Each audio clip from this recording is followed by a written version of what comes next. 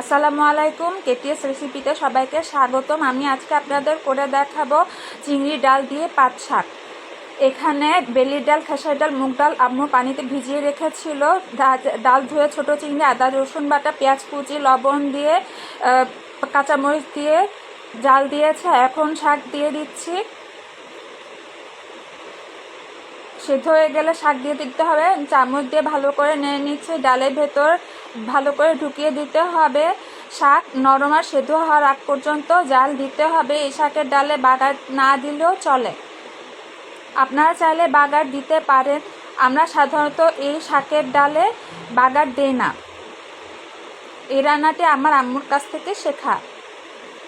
প্রথমে আম্মু মশলা দিয়ে জাল দিয়ে সেদ্ধ করেছিল, তারপর আমি ডাল জাল দিয়ে শাক দিয়েছি। শাক মাঝে মাঝে নেড়ে দিতে হবে, নাহলে নিচে লেগে যাবে।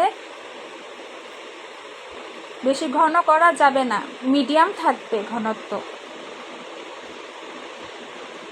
চুলার আঁচ মিডিয়ামে থাকবে। শাক রান্না শেষ, এখন নামিয়ে ফেলবো। আজকে এই পর্যন্ত। সবাই ভালো থাকবেন, সুস্থ থাকবেন।